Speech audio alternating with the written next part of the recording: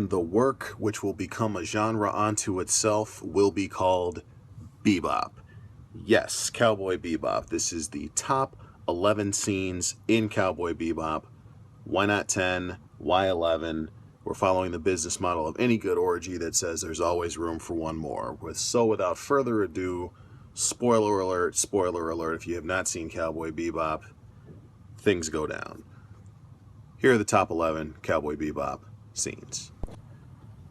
Number 11, Ein hacks Scratch. Scratch is the Migrate to Electrons movement, the latest cult like Heaven's Gate, Scientology, or Donald Trump supporters.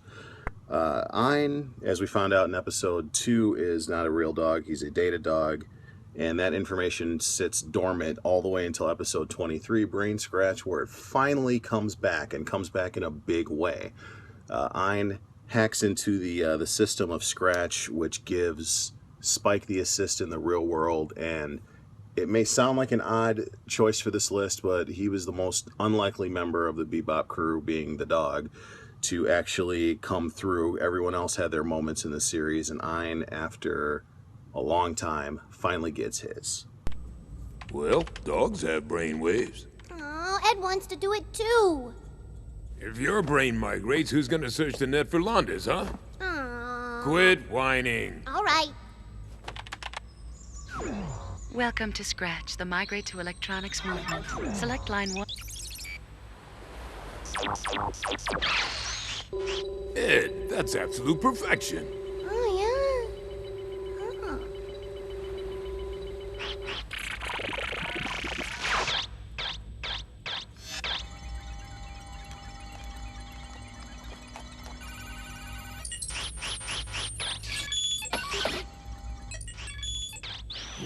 Oh my.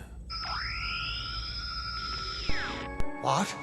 What do you know about anything?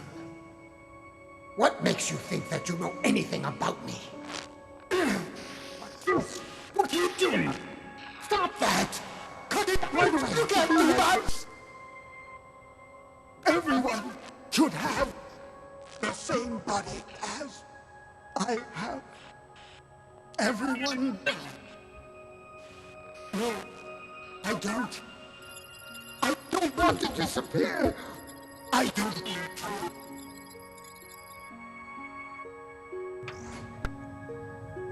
Number 10, Andy's intro from Cowboy Funk, episode 22.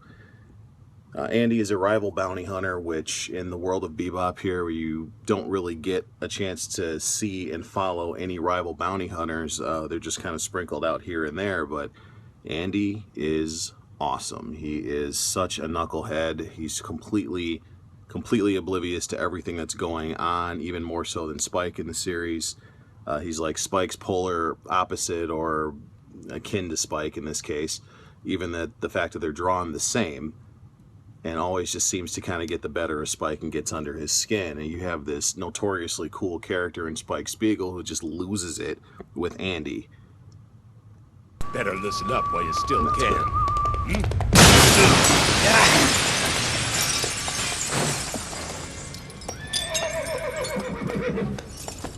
Andy.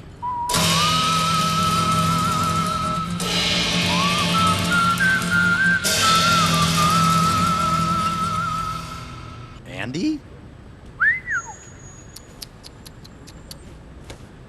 You could call me Wyatt Earp. Huh?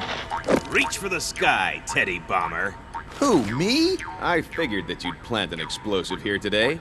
It wasn't difficult after I studied your crime patterns and profiled your criminal mind. That's your serial bomber there. Yeah, right, that old security guard. But look at his face, Andy. Faces are too unreliable to count on nowadays. Then what do you rely on? Well, my gut instinct and inspiration. Hey, come back here!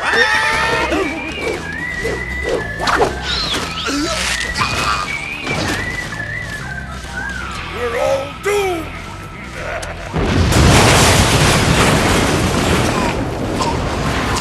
Ah, shit. I told you that was Teddy Bomber, you idiot!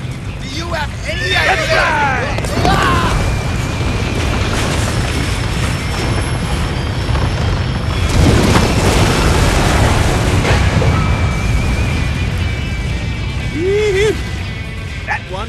mighty close. Yeah! Get up, big girl!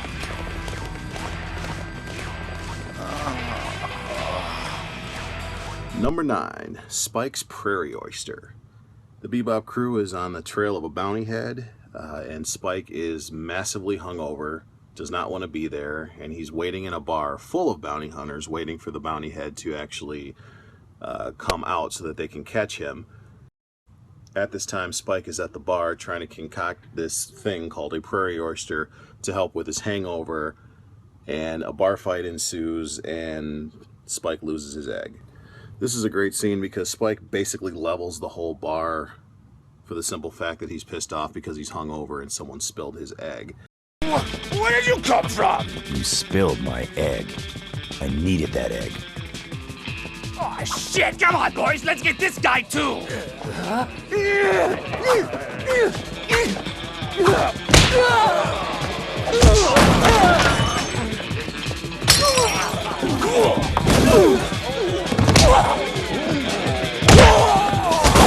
Man, that's gross.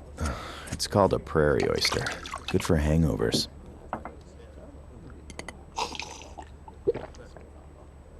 You're the second person I've known who actually drinks those awful things. And who's the first? It was my husband. Number 8, That's When I Remembered Everything. A mysterious creature is lurking on the Bebop and gets the better of everyone in the crew except for Spike. So Spike is now tasked with hunting this creature and trying to save the rest of the crew. This is a great episode. It's a fun episode. And Spike is embattled in this battle with this alien creature that he doesn't know what it is, and then something as simple as a smell jogs his memory.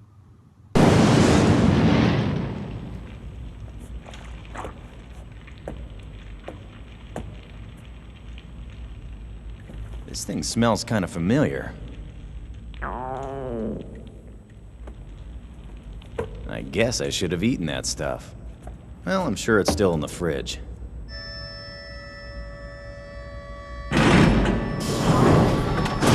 That was when I remembered everything. It was, 1 year ago. I had gotten a hold of a real Ganymede rock lobster. I hid it in the fridge in the stockroom so no one else would eat it. But I had forgotten about it and left it there for a whole year. I wonder what it looks like in there now.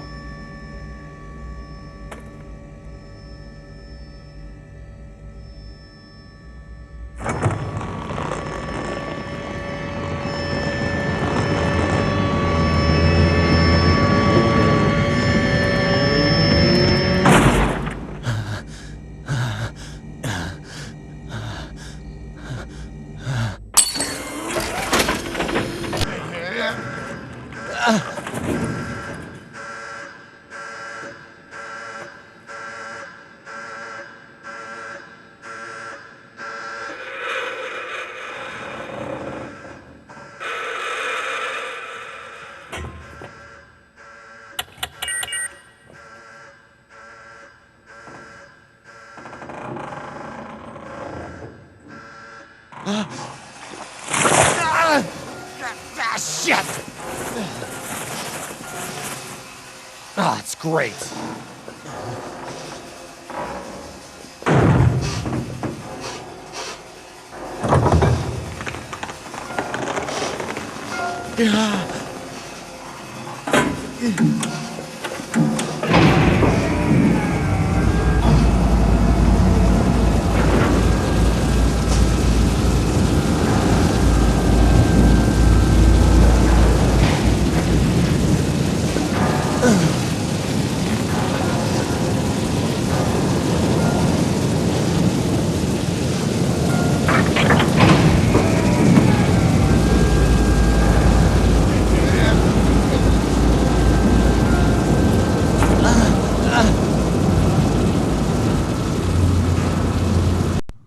Number 7, Shrooming.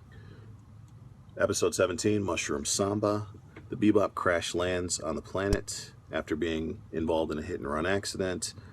And once we get on the planet, Ed and Ein decide to go track down the owner of the other ship. And in the melee, they find some mushrooms, which turn out to be illegal. So they go ahead and test these mushrooms on the rest of the crew. The rest of the crew eats the mushroom, starts tripping, and hilarity ensues. Spike meets a mystical frog on the stairway to heaven. Hey, mister. This here is the stairway to heaven. You know that, don't you? Obnoxious little frog. Fine, why should I care? I warned you, though.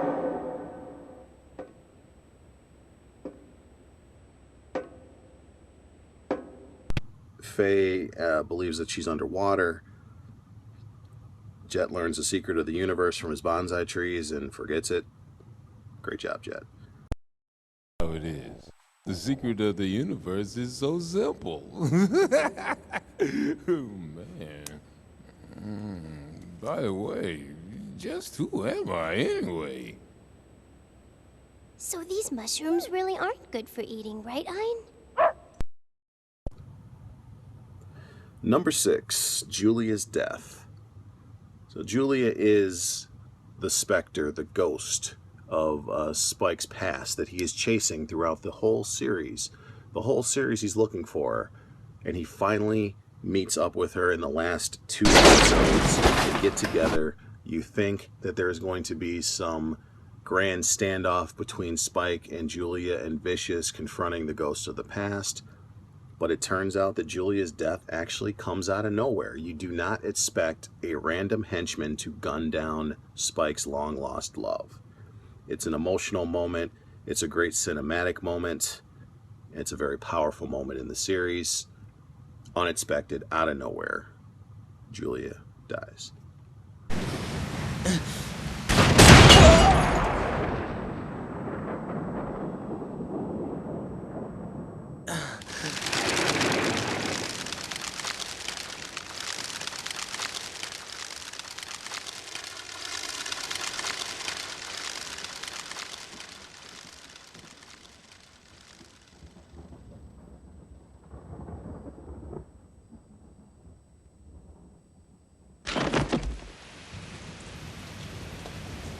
Julia! Julia!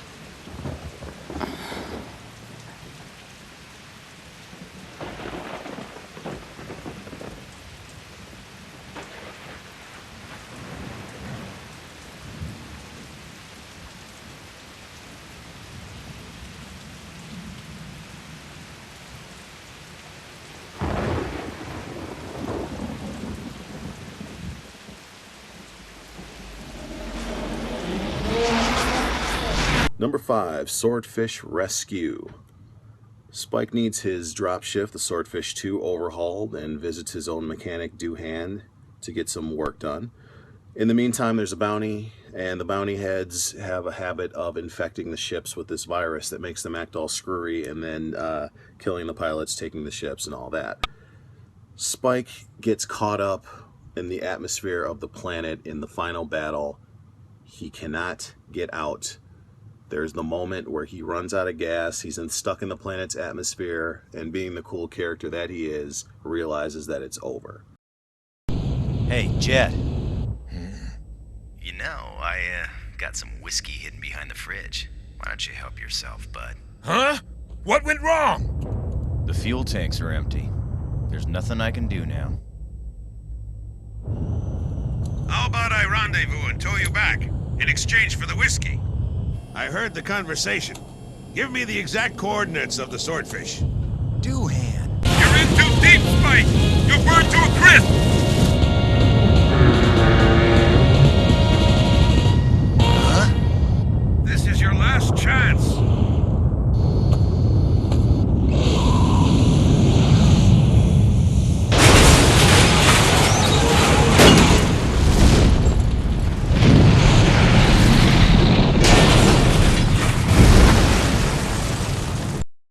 Heat-resistant tiles have peeled off. The temperature's rising. The landing wheels aren't retracting! Yeah?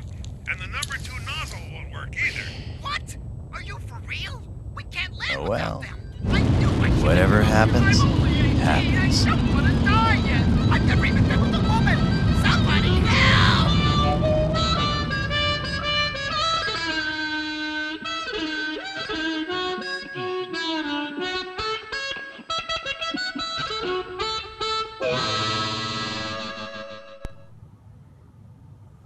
Number 4, amusement park fight.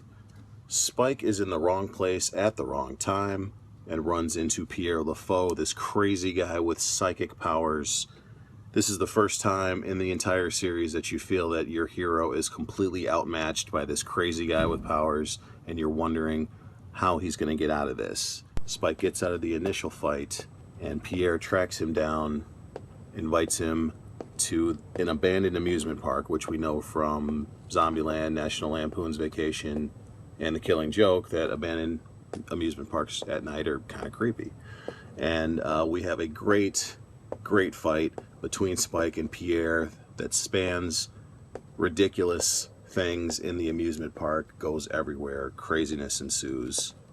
A good fight between Spike and Pierre. Hello! Welcome! Yo. Let's party!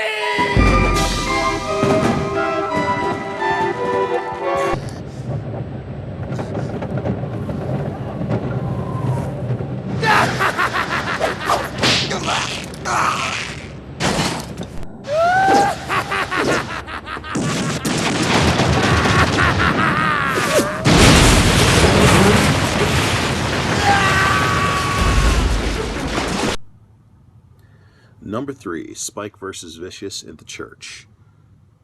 Spike goes to the church after Faye has been kidnapped to confront Vicious.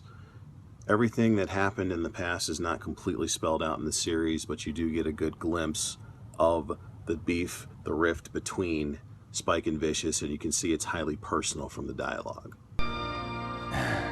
I'm just watching a bad dream I never wake up from. I'll wake you up right now. What's your rush, Vicious? After all, it's been a long time. Are you pleading for your life? Hardly. Begging doesn't work on you, remember? Even if it's coming from the man who took you in and made you what you are.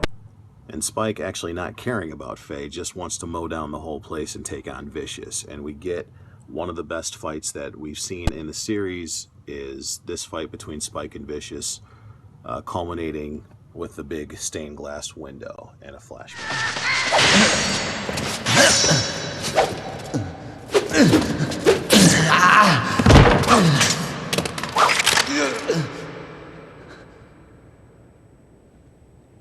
You should see yourself.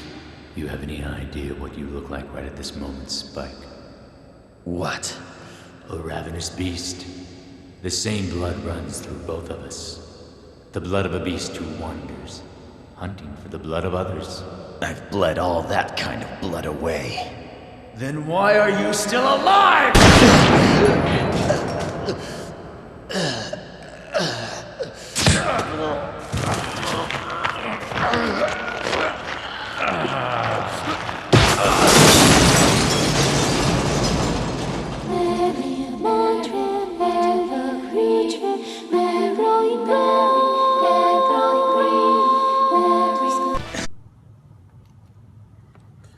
Number 2, Spike versus Vicious, Final Battle.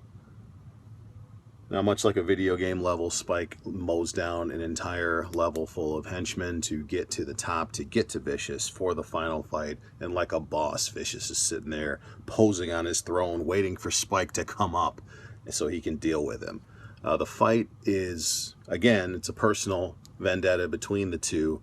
It's a pretty short fight, but it works. The climax pays off. I'm the only one who can kill you and set you free. Those words apply to you as well, Vicious. Either way, it's going to end here.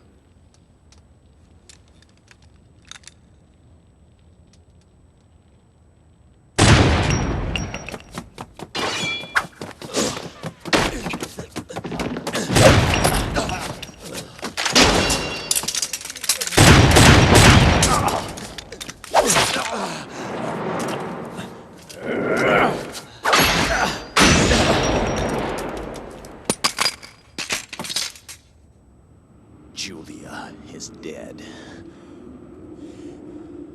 Let's finish it now. As you wish.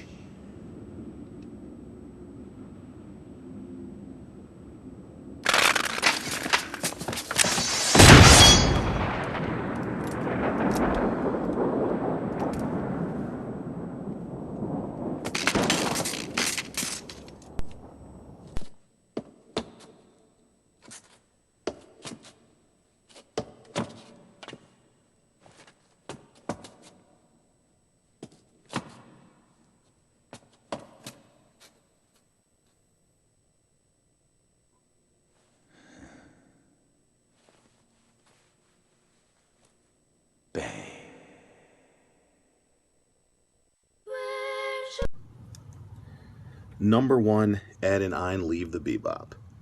Faye takes the Bebop to Earth, takes Ed with her to search for some clues about her former life. Ed actually runs into her long-lost father, and they have a reunion, and then he's gone again. So there's a moment where Ed decides that she's going to leave the Bebop and try to find her father to be with her father. Ein decides to go with her. Faye decides to go back to her former home, which is just a shell of a building. As anything has taught us in the past, if you have a good scene accompanied by a good song, it can be powerful. This scene is powerful. Every time I've watched this scene, that's a lot of times, it still evokes an emotion. It still gets a reaction. It still puts you in that place. You have this heavy-handed emotional scene of Ed deciding to leave. You have the incomparable Steve Conti on the track, Call Me, Call Me. It's perfect. The cinematic brilliance of this scene always shines through every time I watch it. Hey, dinner's ready. Huh?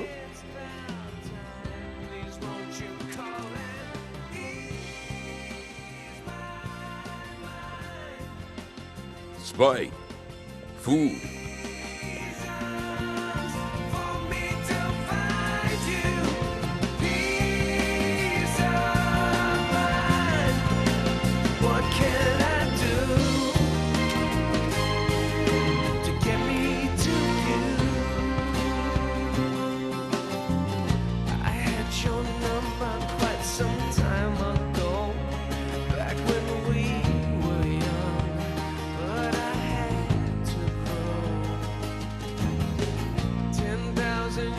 I've searched, it seems, and now got to get to you.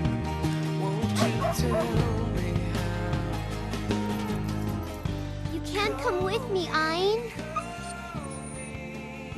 Edward is going someplace far, far away. Ed might not be coming back. So you better go back to the ship, Ein.